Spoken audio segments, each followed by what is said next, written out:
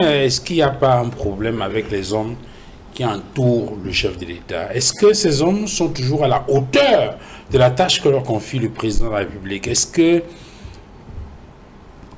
n'y a pas un zèle dans la gouvernance de certains ministres qui cacheraient plutôt leur incompétence? Un gouvernement est un ensemble de personnes qui travaillent avec forcément des imperfections. D'ailleurs, dans son discours de fin d'année, il a relevé. Il a dit dans le domaine, il y a des observations qui ont été faites. Il a donné des domaines dans lesquels il entendait des sons qui n'étaient pas bons. Ça veut dire qu'il y a des imperfections. Aucune œuvre humaine n'est parfaite. Mais je veux dire quand même un mot, parce que vous savez, le digne représentant du MS et d'ailleurs le consultant, ils ont dit que moi j'étais contradictoire. Je dis encore une fois, et j'ai déjà dit 1000 fois, la démocratie exemplaire, la République exemplaire se fait dans le respect des valeurs. Lorsqu'il y a la démocratie, vous avez le droit de vous exprimer, mais vous ne devez pas porter atteinte aux institutions. C'est ce que l'archevêque de Lyon avait fait. Lorsqu'il dit, le mariage est l'union d'un homme et d'une femme. Lorsque le Parlement se prend pour Dieu le Père, il perd la tête. Il a porté atteinte à l'institution parlementaire qui avait voté la loi sur le mariage pour tous. Au Cameroun, le président de la République, et le digne représentant du LPC l'a indiqué tout à l'heure, il a dit l'exécutif est bicéphale, parce qu'il y a un premier ministre et un président de la République. C'est vrai, mais ils sont issus des élections.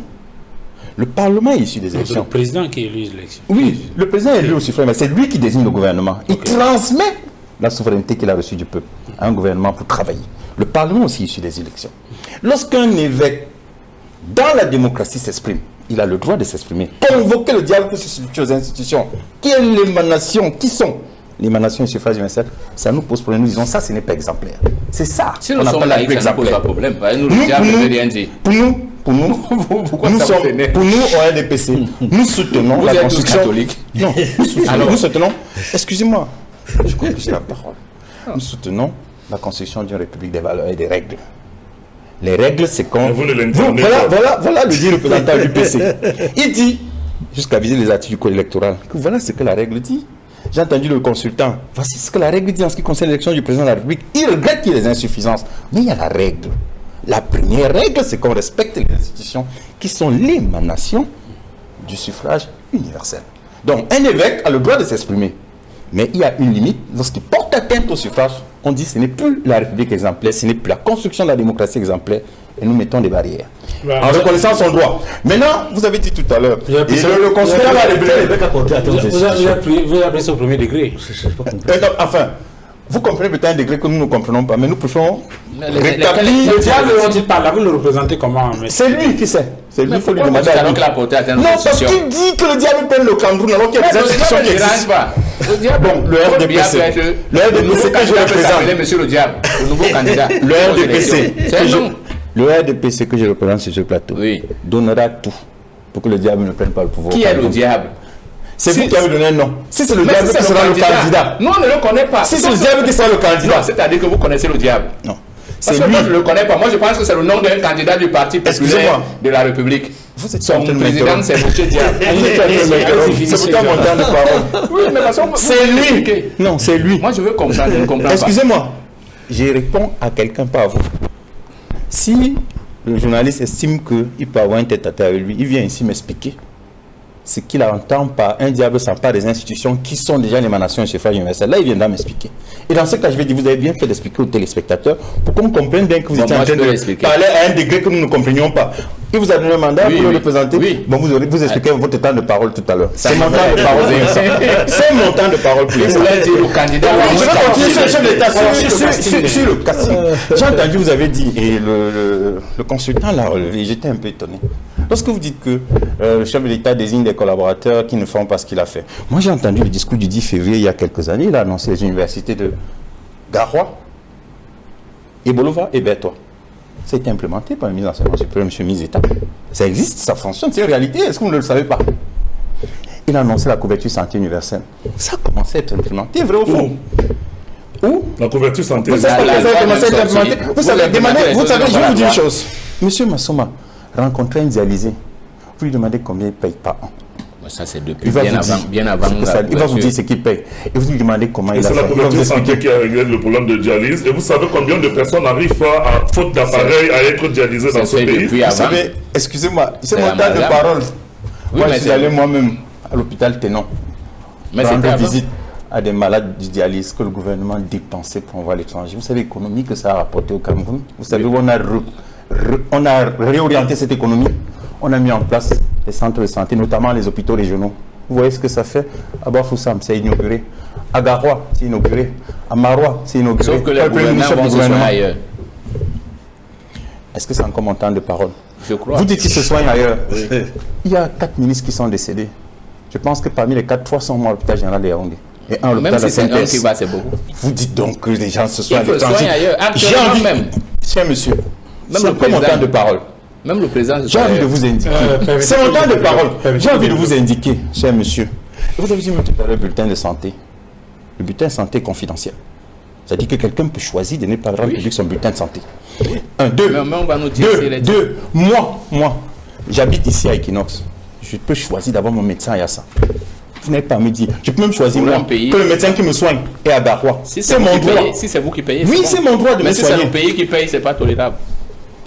Lorsque vous êtes en situation de responsabilité, même de l'entreprise Equinox, je passe sous le contrôle des gens qui travaillent ici. Oui. Quand ils sont malades, l'entreprise est prise en charge. Pour les soigner où?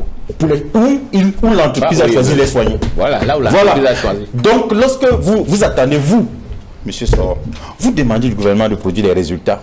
Vous employez des gens qui servent la République. Ils sont au quotidien au travail. Vous les critiquez tous les jours.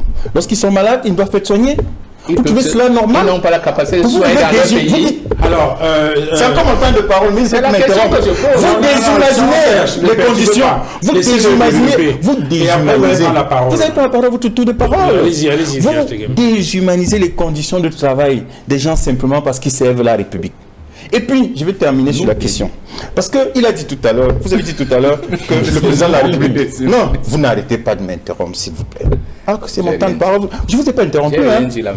Je veux dire une chose. Vous avez dit tout à l'heure qu'il y avait des conseils de ministres qui ont été réduits. C'est un choix. Le président de la République l'a fait exprès, il a dit. En 1987, il a pris la parole. Je désire que les ministres que je nomme soient plus que par le passé responsables. Je parle ici sous le contrôle du consultant Emmanuel. Vous suivez la radio au journal de 20h sur le transistor. On vous disait qu'un arrêté du président de la République portant nomination des proviseurs, c'est lui qui a dit je ne veux plus ça. Il a décentralisé on n'a pas décentralisé, déconcentré. Et il a estimé que non, on ne peut pas tout concentrer entre les mains de M. le Président de la République. Et il a donné les responsabilités aux ministres qui prennent des décisions. C'est ce qu'il avait dit et c'est su. Donc, il a dit, même dans un entretien dans un journal, que c'est le Premier ministre qui implémente l'action. Le président de la République pense, il transpose, il implémente. Il dit, je sais de quoi je parle pour avoir été Premier ministre, chef du gouvernement. Donc, dire que les décisions se prennent à la présidence de la République, c'est centraliser. Au moment où on a un chef de l'État qui fait confiance à ses ministres, qui leur transfère les compétences et leur dit, prenez des décisions, prenez des initiatives. Et on le voit tous les jours. Beaucoup de ministres, justement, sont critiqués parce qu'ils prennent des initiatives. Sur la sortie des évêques, sur le message des évêques, quelle est votre analyse là-dessus? Les évêques, c'est la démocratie. Moi, je n'ai pas un problème lorsque la démocratie s'exprime. Est-ce qu'on trouve pertinent le diagnostic qui a été fait? Oh, écoutez, pour moi, quand on est en démocratie, les gens peuvent s'exprimer. Maintenant, dans leurs observations, il y a des choses qui méritent une attention. Alors, l'une des choses qui mérite l'attention, justement, Georges Teghem, c'est le point 12 dans le message des évêques. Dans son discours, ce sont les évêques qui le disent. Oui, c'est vrai. Dans son discours prononcé le 31 décembre 2024, le président de la République a abordé les enjeux sécuritaires, économiques, infrastructurels et de gouvernance. Il a reconnu les frustrations liées à l'état des routes et des infrastructures urbaines, au problème de manque d'eau potable, sans oublier ceux liés à l'énergie. Et au sujet de l'énergie, j'ai ce communiqué du ministre de l'énergie, Gaston Ilundu Essoba, qui informe le public que le réseau interconnecté Sud connaît actuellement des perturbations dans la fourniture en énergie électrique. Ces perturbations sont en partie dues à une baisse de production de l'ordre de 70 MW dans les centrales hydroélectriques de Son Loup et des DIA. En cause, le faible remplissage des barrages réservoirs pendant la saison des pluies de 2024 qui a entraîné un déficit hydrologique de plus de 2 milliards de mètres cubes comparé à l'année 2023. Par ailleurs, le débit interannuel communément observé pendant la période d'étiage qui contribue à renflouer le volume d'eau dans les barrages affiche une baisse inédite de 50%. Et ça, j'ai souligné en gras. Pour ce qui est de la centrale hydroélectrique de Memveleux, située sur le fleuve Ntem, qui ne dispose pas encore d'un barrage de retenue en amont. La production est passée de 200 MW en novembre à 35 MW actuellement du fait d'un étiage particulièrement sévère. Cette situation hydrologique défavorable découle des changements climatiques dont le monde entier est victime. En outre, l'arrêt de production des centrales thermiques de Kribi et d'Ibamba depuis septembre 2024 aggrave ces déficits. Face à cette situation, le gouvernement, en collaboration avec les acteurs du secteur, a pris les mesures suivantes pour atténuer ces perturbations et garantir un retour à la normale dans les meilleurs délais. Premièrement, l'optimisation des centrales de production existantes en sollicitant la mise à disposition de leur pleine capacité. Deuxièmement, le renforcement de l'approvisionnement en combustible des centrales thermiques du réseau interconnecté Sud. Troisièmement, la mise à contribution des industries via le réaménagement de leurs plages de consommation et leur effacement pendant les périodes de forte demande. Du reste, sous la houlette du gouvernement, les négociations se poursuivent en vue du règlement de la dette de la société Eneo envers les fournisseurs dans les sociétés KPDC, TPDC. Tout en regrettant les désagréments causés par cette situation, le ministre de l'Eau et de l'Énergie remercie les populations pour leur patience et leur compréhension face à ce cas de force majeure. Il les rassure de la détermination et de la mobilisation totale du gouvernement dans la recherche des solutions pérennes telles que conduites par le chef d'État, son Excellence Paul Biya. La question que je dois vous poser là-dessus, lorsque on parle de ce barrage de Memvelin, on se souvient que la pose de la première pierre a eu lieu le 15 juin 2012. On est en 2026, ça fait 13 ans. Et le président de la République, dans le discours lors de l'inauguration de ce barrage, je reprends quelques extraits, sans énergie, il ne peut y avoir de développement véritable. Il ne peut y avoir d'économie moderne. Les délestages parfois prolongés ont également perturbé le fonctionnement de l'administration, des services sociaux tels que les hôpitaux et même les organismes de sécurité.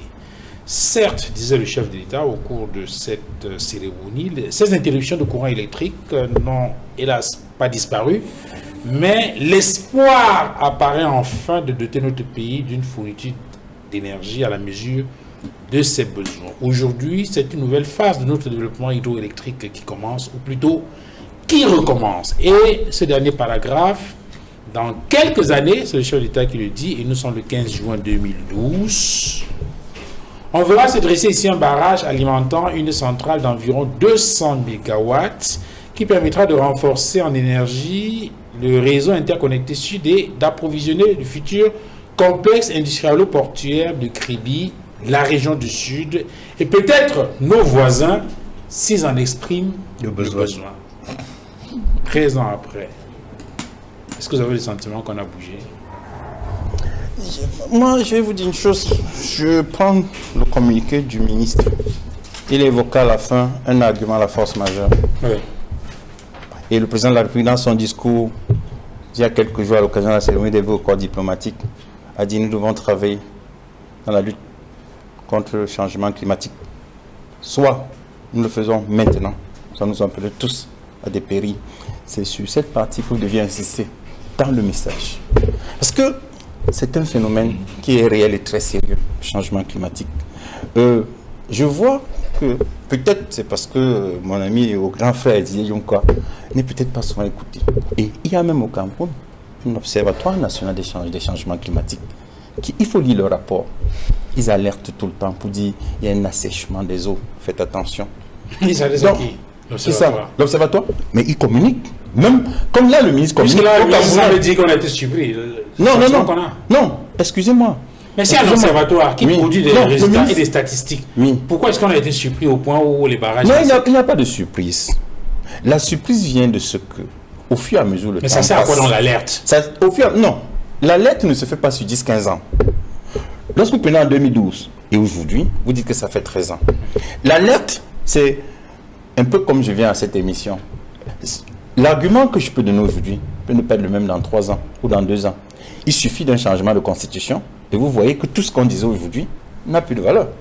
Parce que tout vient, et le président de la République a même dit dans un de ses discours, le monde est de plus en plus incertain.